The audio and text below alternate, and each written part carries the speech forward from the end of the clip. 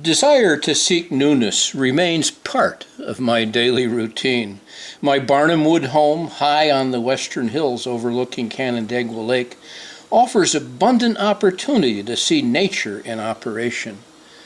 My writing desk commands a clear perspective of a 1,000-foot-long wildlife viewing corridor that often reveals scenes new to me. I am delighted to be able to capture much of this in my little Sony Handycam and follow the progress of some pretty impressive creatures near at hand. I have never seen firsthand bucks sparring as they do, apparently. The attempt is to throw one over. They don't smash into each other the way Dall sheep do, apparently.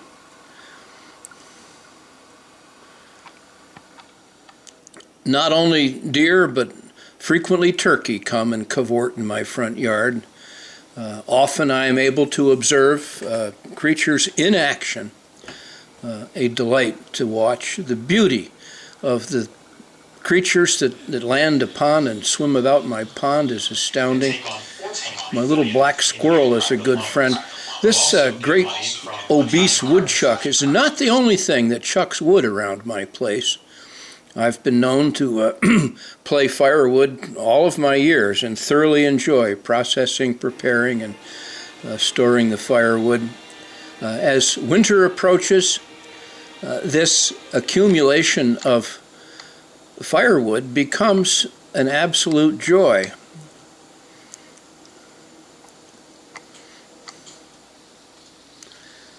The dry wood, hard and aromatic, burns cleanly and smoke-free in my fine wood stove.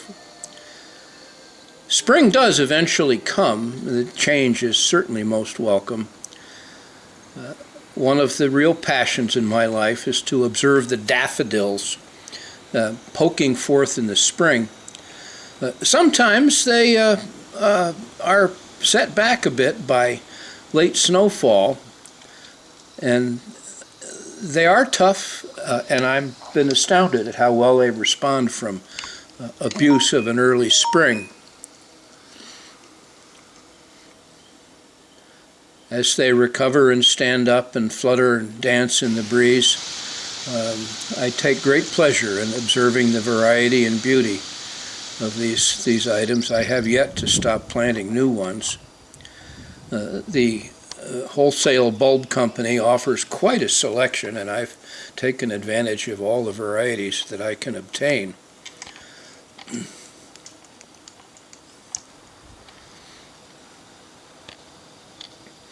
I take absolute great delight in gathering daffodils during the peak season. This particular batch is destined to decorate the Unitarian Church on Cooley Road. There are plenty left, and I'll be able to use these as well. Desire to visit wild places has been strong in my soul from day one. The Adirondack trails terminate often in wild lakes. These offer a depth of solitude and enjoyment that I seek and have often had a chance to share with particularly students. Student travel to the Florida Everglades has offered an opportunity to see new things. The orange groves, classic South Florida inhabitant, the fire climax, the pineland environments, the cypress domes, wet. The sawgrass prairie mixed with cypress provides abundant habitat for many creatures, the sawgrass and the hardwood hammocks, a variety of areas, and huge wilderness. The mangrove fringe ocean-land interface, one of the most productive of all environments on the earth, is alive and well in South Florida. The coral reef beyond in the Atlantic Ocean offers an opportunity for book learning on site if you have a waterproof text. The variety of creatures and the beauty to see them is quite something.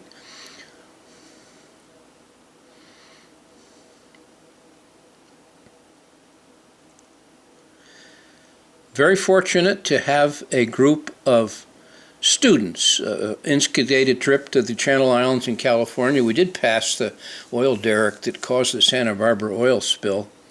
This land, remote, wild, home for the Channel Island fox, is a wonderful place to visit during the spring break.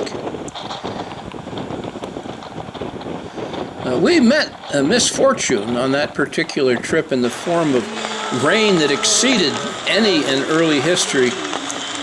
I was really delighted with the response that these students gave to this adversity.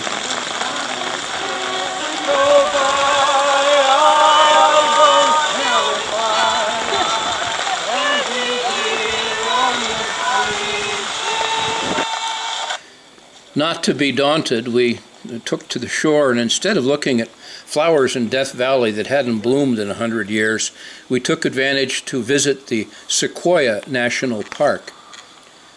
There aren't many things on this planet that enrich my soul as mature, impressive, massive trees. The Grand Canyon National Park is a destination, a place many people desire to see. I've been very fortunate to visit the Grand Canyon a number of times and have never yet been jaded by the extraordinary landforms. I must admit to a latent desire, likely not to be realized, to raft down the Colorado River.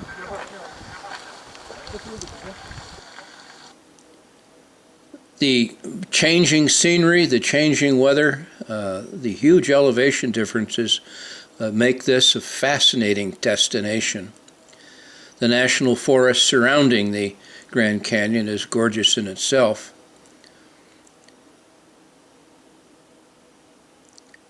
On to the Organ Pipe Cactus National Monument in the southern border of Arizona. Deserts have a toughness and a resiliency and an unfriendliness toward human habitation, to be sure. Only the very toughest can survive. These saguaro cactus can go an entire year with no rainfall whatsoever. The organ pipe cactus, in perspective here, are really quite astounding vegetation types unto themselves.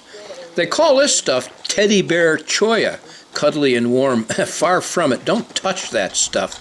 It'll stick in your finger. And beware, too, of the residents who are well adapted to this desert climate. He's got the cutest, blackest tongue. It is sinister. Pygmy rattlesnake. Split eyes. You know that the young ones are the most dangerous? Yeah, they have more. I'm very fond of the old leathery Chuckawalla lizard. Good opportunity and wonderful chance to visit Puerto Vallarta, Mexico, a real tourist destination.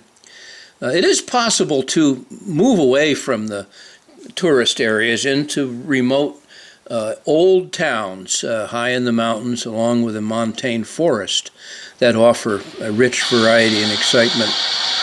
The tourist area is Sayulita, the renowned surfing beach, plied by vendedores selling any manner of trinkets and gadgets and whatever they can to scrape a living. It is often possible to visit wild beaches. In this area, steep hillsides and no lack of roads makes it necessary to travel by boat. The town of Yalapa looks like a throwback by about 100 years. Horses and mules do most of the work in this area, although they do provide a wonderful opportunity for tourists to enjoy the terrain as it exists.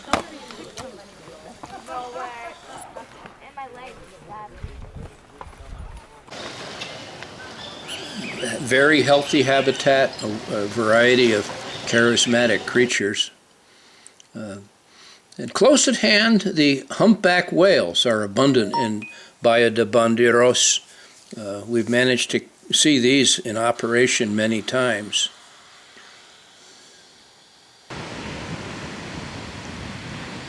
The proximity to the ocean, for me, holds a very strong attraction. One of the factors that drew me to Belize with several student groups. I've been there several times on my own. Belize City is to be avoided, according to the local knowledge. It's not a well-developed area, and tourists should best avoid it. Hop right over to Ambergris Cay in the town of San Pedro, right next to the Belize Barrier Reef, which is second only in size to the Australian Barrier Reef. An opportunity to snorkel that provided opportunity to see more than I've ever seen in the tropical diving environment. Ambergris Cay itself is very minimal roads, few vehicles, golf carts and four-wheelers. A mini Mardi Gras, it seems, a constant party scene. From Ambergris Cay to Belize City, passing what clearly is at huge risk from ocean level rise and storms. From Belize City into the countryside to observe the high concentration of jungle cats and learn about them. It's very unlikely to see these guys in the wild, although I have an objection to zoo operation. It is a joy to see them. You don't have a snake phobia, do you, Kim? No, not big ones. Not big ones. Here, hold it. The harpy eagle was crushing the skull of small monkeys. Impressive creature. Beauty is where you find it. Be ready, look, have your camera poised, and you'll find it.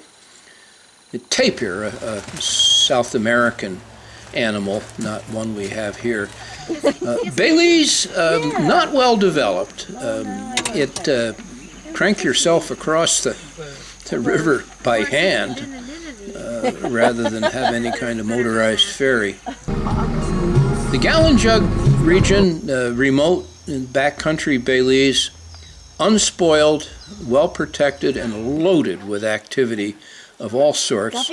Soldier ants, one doesn't lie down in their path. Leafcutter ants, which each colony consumes as much vegetation as a full-grown cow. Culture their food on these leaves and live off it. Oh, parrots coming in. Flocks of parrots, often catch them wheeling in the sunshine. The ranching community itself is an entire town located way in the depths of the forest, surrounded by jungle, rainforest that provides habitat for these guys. I was lucky to get a photograph of the wild panthers. The ocellated turkeys. And the white-lipped peccary challenged me. These guys have been known to kill and eat humans, and under certain circumstances I managed to come away scot-free. The Belize environment offers outstanding conditions for shade-grown coffee. The operation here is manual. The labor is relatively inexpensive, and the drying and processing of these is done as much by hand as by machine. They love to have their picture taken. They pose. Look at him pose. Chanchich Lodge, an upscale facility. My nephew was the manager of this area and gave me and my group of students a 50% nephew's discount. Phenomenal place located to protect the Mayan burial grounds, which exist and in many cases unpilfered, unmolested. These have not been opened and looted. Semi-tame ocelot, comes out at night to eat chicken and offered this wonderful opportunity for photography.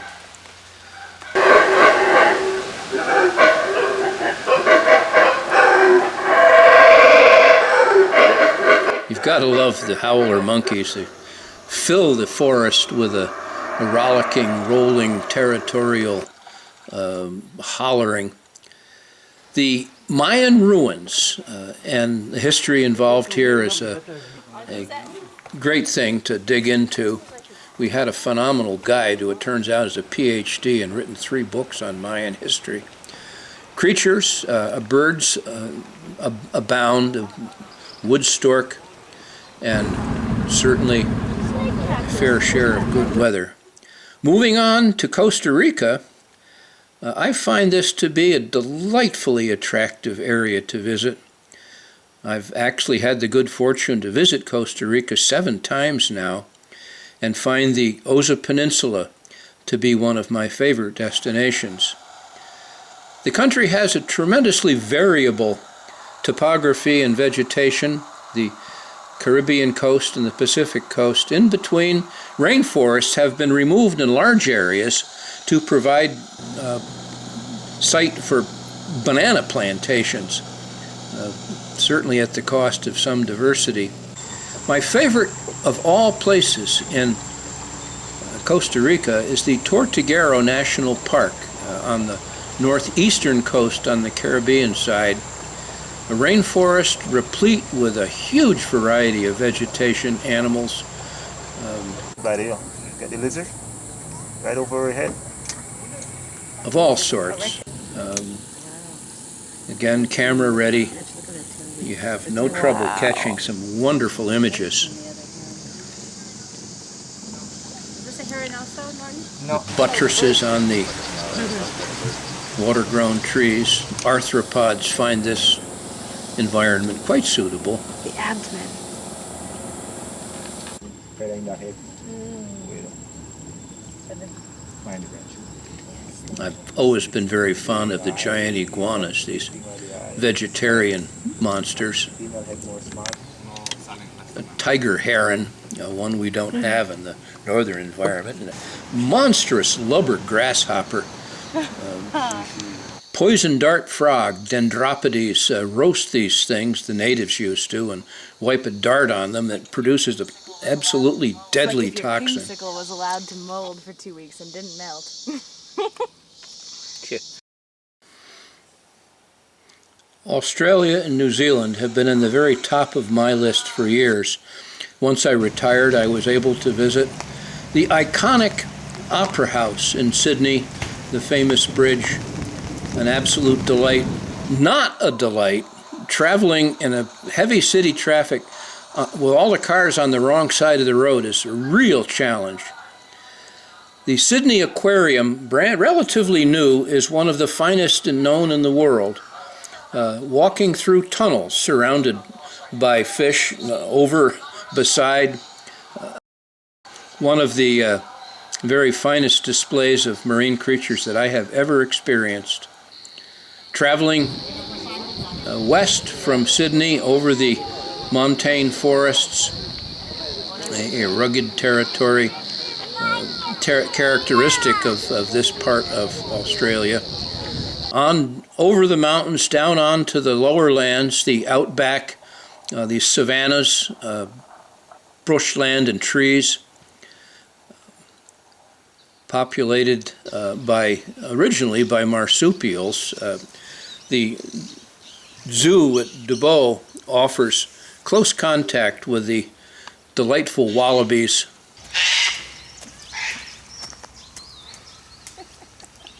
The red kangaroo, the largest of the kangaroo marsupials, that absolutely cuddly koala bear, and my favorite, the Tasmanian devil. Watch out for these guys, absolutely fascinating creatures.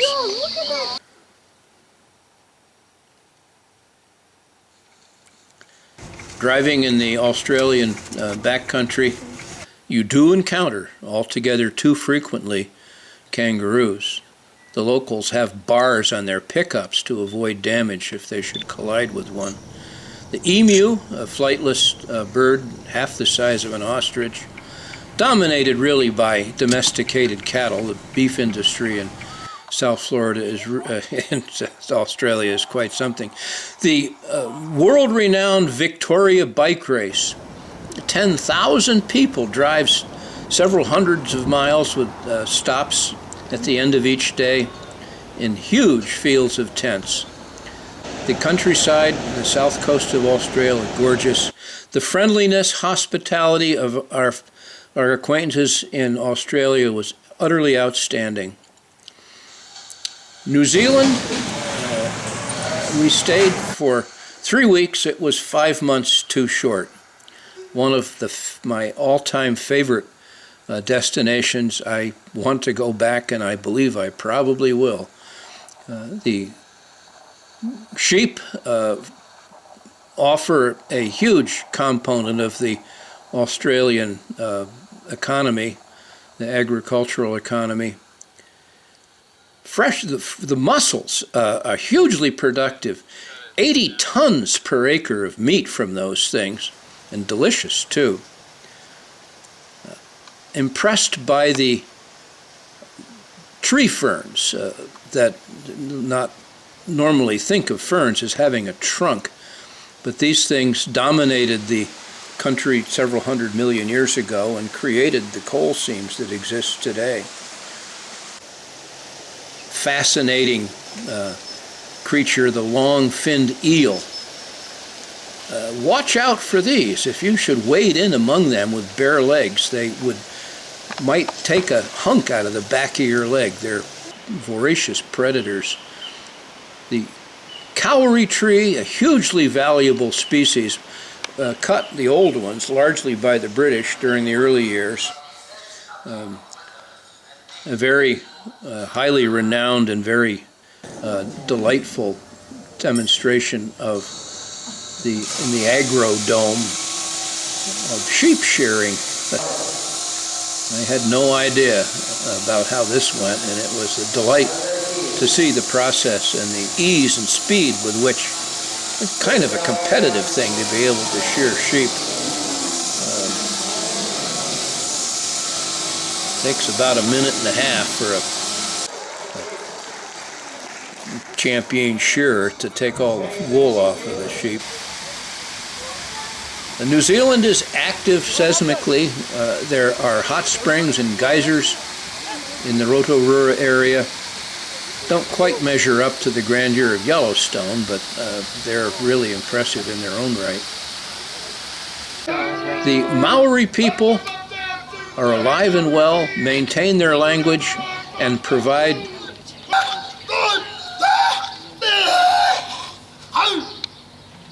evidence of their rituals. A welcoming ceremony.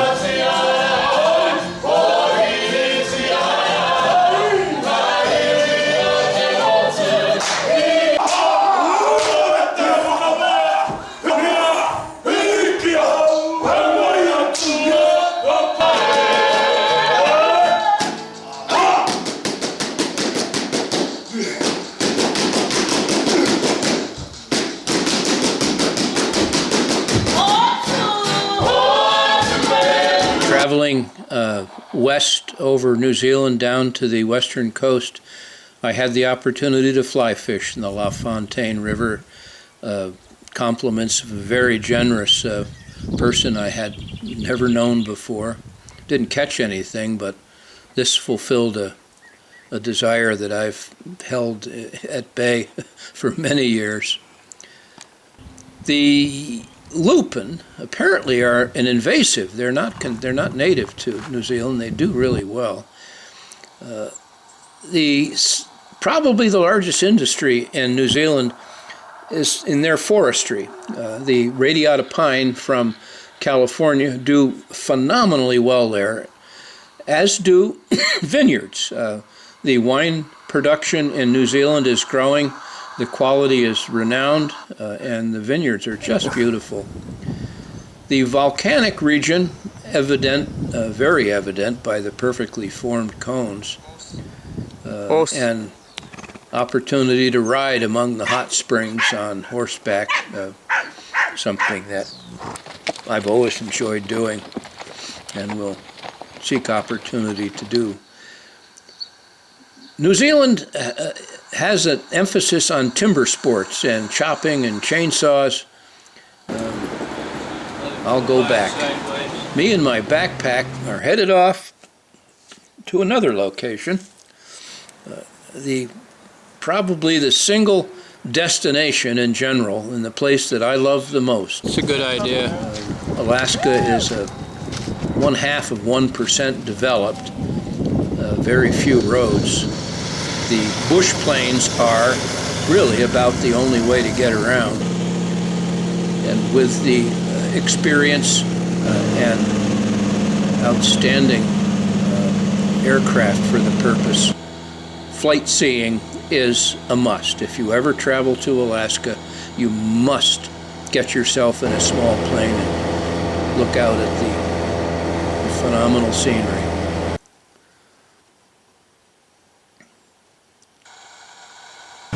Glaciers,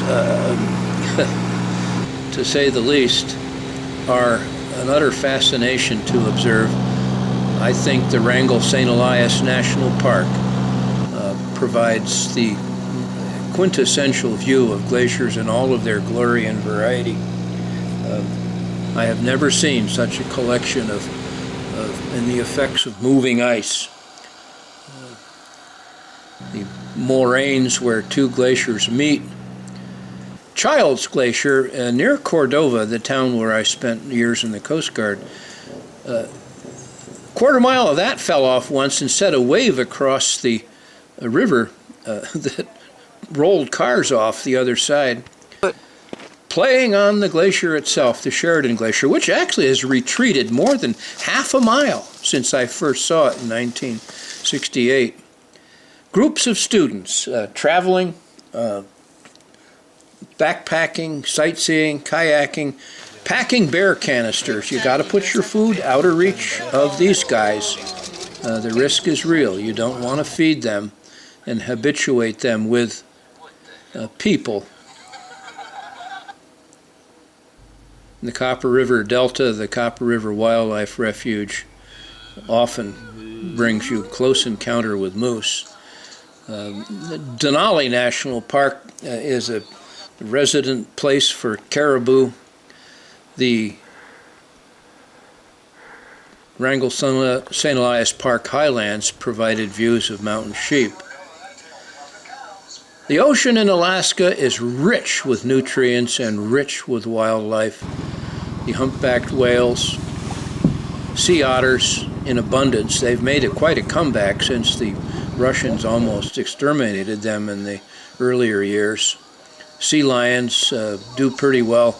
The comical puffins and the commercial advantage of this richness comes in the form of salmon fishing, the seine net hauling in tons and tons of fish at one pull. We'll do a little sport fishing, rent a skiff and head out, and the success has been phenomenal.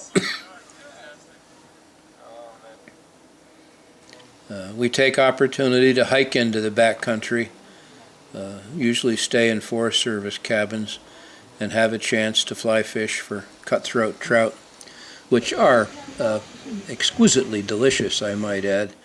This guy went right back into the water, catch and release, and the grayling, gorgeous grayling, the catch and release as well. I love the forest. The Sitka spruce and hemlock give me a sense of home.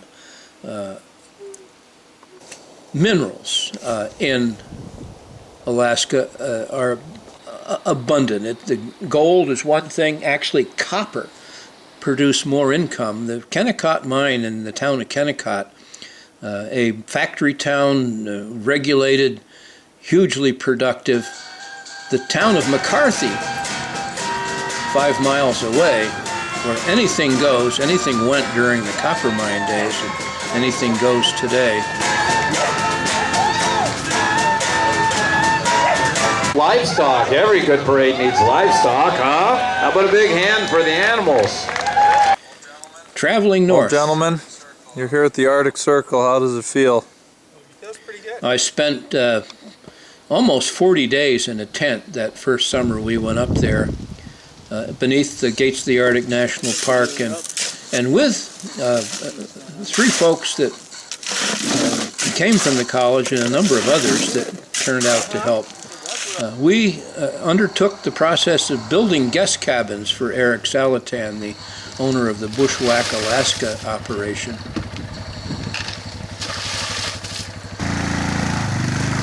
The tundra environment, the muskeg, needs some sort of footing for buildings. We hauled in these buckets and pails 80 tons of gravel to fill the road up and to make the foundations for the cabins. Pier blocks and beams that I ripped with my chainsaw. Beginnings of the cabin floor. The walls go up, lag together. The sauna, the first building we finished, and the 4 cabins that 12 by 16 that serve as dwellings for the client hunters. My own little house, a tiny house at the top of the world, a quick sequence of shots demonstrating its building process, insulated. 8 inches of insulation will serve to keep the cold out. I love making the mortise and tenon joint timber frame beams. The end of 2013, this was as far as I got. The following year, we had a good buddy from Trumansburg come and install the trim and paneling. I made the trim with my chainsaw in the forest. Steve Peck, a phenomenal carpenter, had a delightful time helping me out. One of my biggest jobs there was producing shingles from white spruce, logs sectioned, sliced by hand, to produce the siding for this building, my own. This is as far as I got in 2014. I did produce enough shingles to do the 16 by 36 foot addition, and 2015, last summer, came back with the task of completing production of an installation of the white spruce shingles that I fabricated with my chainsaw.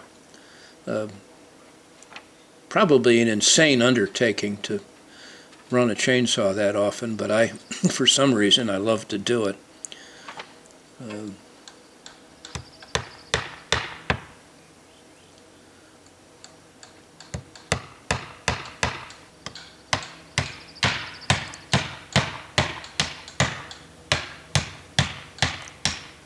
The last run of the scaffold, which was quite a challenge, allowed me to finish it off. Finish the shingling, yes, but the project will require much more, and I really do not want it to end. During the summer of 2016, I intend to build interior furniture and perhaps even take more time to write and read. Desire to return remains strong. I love Alaska, I want to go back, and I will.